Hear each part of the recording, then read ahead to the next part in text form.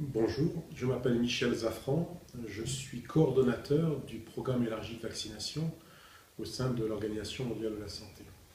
Alors le programme élargi de vaccination, c'est un programme qui a été créé en 1974 par une décision de l'Assemblée mondiale de la santé pour faire suite à l'éradication de la variole. La variole avait été un programme d'éradication coordonné par l'Organisation mondiale de la santé et qui a eu beaucoup de succès. À la suite de ça, on s'est dit, mais on a vacciné les enfants et le monde contre une seule maladie, mais en fait, on a des vaccins pour beaucoup d'autres maladies. Donc, mettons en place un programme élargi de vaccination. On va utiliser des vaccins contre la rougeole, contre la poliomyélite, contre la tuberculose, contre la diphtérie, le tétanos et la coqueluche, et les mettre en place dans les pays pour protéger les enfants de ces pays. Donc depuis 1974, l'OMS a un programme qui coordonne les activités dans le monde, qui appuie les différents États membres dans leur programme de vaccination. Quand l'initiative a été lancée en 1974, la couverture vaccinale des enfants de moins de 1 an était d'environ 5%. Moins de 5% des enfants dans le monde de moins de 1 an recevaient des vaccins contre les maladies que je viens de citer. Aujourd'hui, on est à peu près à 84% des enfants qui tous les ans naissent dans le monde, qui sont vaccinés contre ces 6 maladies, mais également contre d'autres maladies pour lesquelles les vaccins ont été mis sur le marché depuis. Alors, le programme de vaccination, le programme élargi de vaccination que je coordonne au sein de l'OMS, se situe dans un département qui s'occupe de vaccins et de produits biologiques.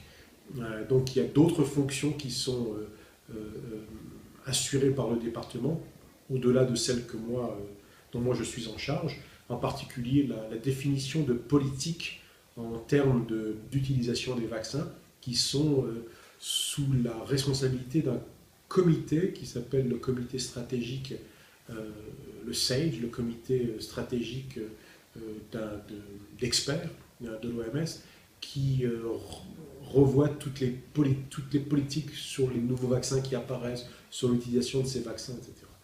Le programme élargi de vaccination que je coordonne est à un niveau, je dirais, plus bas de mise en œuvre, de collaboration avec les bureaux régionaux de l'OMS, avec les bureaux pays de l'OMS et avec les pays, les États membres eux-mêmes. Qu'est-ce que je peux dire de plus concernant les objectifs du programme élargi de vaccination? En l'an 2000, on a eu le besoin de répondre à des défis auxquels étaient confrontés les programmes de vaccination dans le monde. C'était principalement 3 défis. Premièrement, on avait une augmentation importante de la disponibilité de nouveaux vaccins. On avait les vaccins qui étaient disponibles contre l'hépatite B, contre les méningites à type influenza de type B, contre les pneumonies à pneumocoque, contre les maladies diarrhéiques causées par le rotavirus. Et ces vaccins étaient utilisés dans les pays industrialisés, les pays riches, en Europe, aux États-Unis, dans les pays asiatiques développés, mais ils n'étaient pas absolument utilisés dans les pays les plus pauvres, en Amérique latine, en Afrique, en Asie du Sud-Est, en Pacifique. Donc il a été nécessaire de mettre en place des mécanismes pour trouver un moyen d'apporter ces vaccins aux pays les plus pauvres. Et c'est à ce moment-là qu'on a créé une alliance qui s'appelle Gavi, l'Alliance mondiale pour les vaccins et la vaccination, qui rassemble un certain nombre d'agences dans le monde, l'OMS en particulier, mais également l'UNICEF, la Banque mondiale et d'autres partenaires qui mettent en place des mécanismes de financement pour aider les pays plus pauvres à avoir accès à des vaccins nouveaux qui autrement seraient trop chers pour eux. Donc c'est à la fois une aide au financement pour les pays et en même temps une aide à faire baisser les prix des vaccins qui à l'origine étaient très très chers, mais quand le volume de vaccins achetés augmente, on peut faire une pression pour faire diminuer ces vaccins. Ça c'était en 2000. Donc cette alliance mondiale pour les vaccins et la vaccination a été créée et a relancé, a donné un souffle nouveau au programme de vaccination dans le monde. Et en 2010, on a un peu la même alliance, si vous voulez, mais au-delà de l'alliance Gavi, d'autres partenaires sont venus autour de la table et on dit qu'il faut relancer, redonner du souffle à la vaccination. Et on a lancé un plan mondial pour les vaccins et la vaccination entre 2010 et 2020. Pour la décennie des vaccins, ce qu'on a appelé la décennie des vaccins. Et cette décennie des vaccins a fixé 5 grands objectifs pour 2020. Tout d'abord, l'éradication de la polio, qui est un programme qui a été lancé déjà depuis 1988, mais on n'a pas réussi à finaliser. On a encore à ce jour 3 pays qui sont endémiques avec des cas de polio. Des objectifs en termes de couverture vaccinale. Je vous l'ai dit tout à l'heure, le monde est à peu près à 84% de couverture vaccinale pour les enfants de moins d'1 an. Mais en fait, on voudrait atteindre 100%. C'est peut-être un peu idéaliste, mais au moins 90 ou 95% des enfants devraient être vaccinés avant l'âge de 1 an contre les maladies infantiles les plus graves pour lesquelles on a des vaccins très efficaces et de bon marché. Également, un certain nombre d'objectifs d'élimination ont été fixés, en particulier la rougeole, qui est une maladie qui, dans les pays industrialisés, ne représente plus quelque chose de très grave, très important, tue encore 300 000 ou 400 000 enfants dans le monde tous les ans. Et des objectifs d'élimination de la rougeole ont été fixés dans chacune des régions du monde. Donc ça, c'est un des objectifs qu'on espère atteindre avant l'année 2020. Et en fait, un objectif, je dirais, de plus d'innovation, qui est un objectif qui se focalise sur le développement et l'introduction de nouveaux vaccins. Le développement de nouveaux vaccins, parce qu'on voudrait avoir des vaccins contre plus de maladies infantiles ou de maladies même des adultes. Un bon exemple est les cas récents d'Ebola, où si on avait eu un vaccin pour éviter la propagation de l'épidémie, on aurait pu interrompre cette épidémie beaucoup plus rapidement. Bon, alors des efforts sont nécessaires pour développer de nouveaux vaccins, mais pas uniquement des vaccins, de nouveaux vaccins, aussi des nouvelles technologies ou de nouvelles façons d'administrer les vaccins. Les vaccins sont encore majoritairement administrés par le biais d'aiguilles et de seringues. Et si on pouvait avoir des vaccins qui sont administrés par voie de patch qu'on met sur la peau ou de gouttes qu'on met soit dans les yeux, soit dans la bouche, on aurait une méthode pour administrer les vaccins beaucoup plus facile, beaucoup moins invasive, qui ferait moins peur aux gens et qui pourrait sans doute permettre d'augmenter la couverture vaccinale de manière plus efficace. Une autre innovation sur laquelle il y a beaucoup de travail qui se fait, c'est d'avoir des vaccins qui ne sont pas trop sensibles à la chaleur. Actuellement, la plupart des vaccins doivent être conservés entre 2 et 8 degrés dans des réfrigérateurs, dans ce qu'on appelle la chaîne du froid. Il y a certains vaccins qui sont plus stables, qu'on peut sortir de la chaîne du froid sans qu'ils soient endommagés.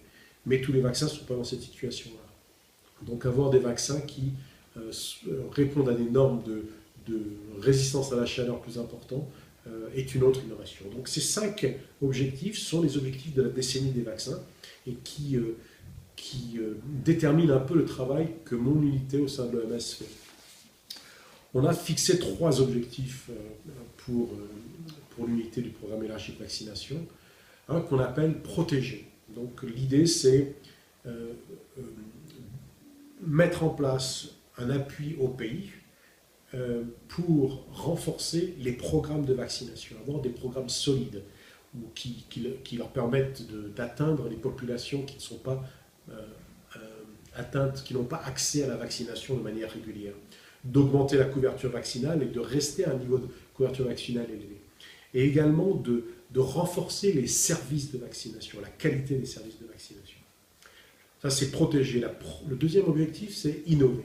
Donc, ce qu'on veut, ce n'est pas uniquement faire toujours la même chose, mais on veut encourager les pays à faire de nouvelles choses, à introduire de nouveaux vaccins qu'ils n'ont pas introduits jusqu'à présent, utiliser de nouvelles technologies qui peuvent être mises à disposition sur les marchés, et également innover en termes de stratégie de vaccination. Est-ce qu'il faut uniquement vacciner les enfants ou les populations cibles, ou est-ce qu'on peut, quand on atteint ces populations cibles, combiner le vaccin avec d'autres interventions médicales, des médicaments dans certains cas, de l'éducation à la santé, de l'information, de la communication en matière d'hygiène, etc. Donc ça, c'est l'innovation. Le troisième axe de travail de notre unité, c'est accélérer. Donc, Protéger, innover, accélérer. Accélérer comment? Eh bien, ces maladies cibles dont je vous ai parlé, la rougeole, pour laquelle il y a un certain nombre d'objectifs d'élimination, la poliomyélite qu'on essaie toujours d'éradiquer, on n'a plus que 3 pays qui sont endémiques, mais également les maladies à nature épidémique telles que la méningite de type A, qui créent des épidémies de manière régulière en Afrique subsaharienne, pour laquelle on a maintenant un vaccin très très efficace. Le tétanos maternel et du nouveau-né, qui est le tétanos qui est contracté au moment de l'accouchement par une femme de son enfant, et quand le cordon ombilical n'est pas coupé de manière stérile, il peut y avoir une contraction du tétanos qui peut à la fois affecter la mère et affecter l'enfant qui pourrait décéder à la suite de ce tétanos. Donc pour ces maladies-là, on a des objectifs d'accélération du contrôle de la maladie. Donc ces 3 axes sont les 3 axes de travail de notre unité. Et pour travailler dans ce sens-là, le personnel au niveau de Genève travaille non pas uniquement au niveau mondial, mais travaille beaucoup en collaboration avec les bureaux régionaux de l'OMS. Donc on a 6 bureaux régionaux, et également les bureaux pays de l'OMS dans chacun des pays. On a identifié un certain nombre de pays, je dirais, prioritaires pour notre travail, en accord avec les bureaux régionaux. Et donc on essaye de focaliser notre attention sur ces pays prioritaires.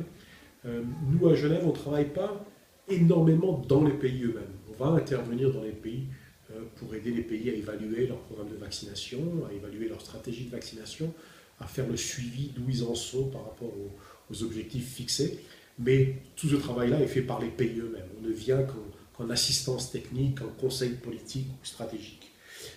Et le travail qu'on fait vraiment à Genève est axé sur 3 axes. En fait, on a une matrice. On a ces 3 objectifs que je vous ai décrits, protéger, innover et accélérer. Et puis, on a 3 groupes d'expertise qui représentent l'expertise dont on dispose à Genève. Un premier groupe qui se concentre sur toute l'information stratégique. Donc on collecte l'information sur les couvertures vaccinales, sur le fardeau de la maladie, et on analyse cette information pour pouvoir en tirer des tendances au niveau mondial, au niveau régional et évidemment dans les pays. On développe des politiques et des stratégies. Donc ça c'est le deuxième axe de travail.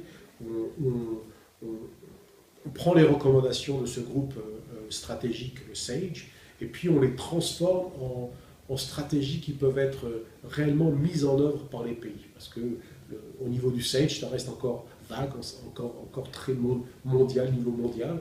Il faut qu'on puisse traduire ça dans quelque chose qui peut être mis en œuvre par les pays. Et on développe des documents de directives ou des guides qui permettent aux pays de traduire ces politiques en stratégies adaptées aux pays. Et puis on a une troisième équipe qui s'occupe plus directement de l'appui technique au pays, qu'on appelle l'équipe qui s'occupe des programmes, ou de l'aspect opérationnel, et on travaille avec les pays plus directement, avec les régions et les pays. On travaille sur les aspects logistiques, aider les pays à mettre en place des chaînes d'approvisionnement des vaccins qui soient plus efficaces, qui conservent bien les vaccins entre les 8 degrés, aider les pays à former leur personnel dans tous les aspects du programme, aider les pays à mettre en place des politiques de manière plus... Les politiques qui ont été développées, ou les guides qui ont été développés par nous, les mettre en place dans les pays, comment pratiquement est-ce qu'on peut les déployer, comment est-ce qu'on peut former le personnel, s'assurer que ces politiques sont bien mises en œuvre, et ensuite évaluer leur mise en œuvre.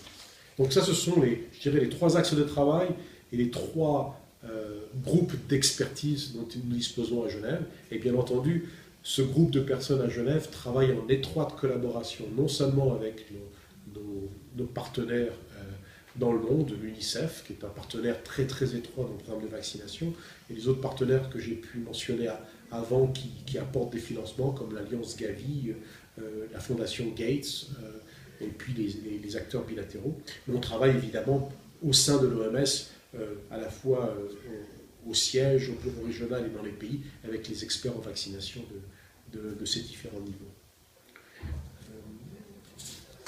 Comment est-ce que... Je te donne une minute, là, tu peux faire pause.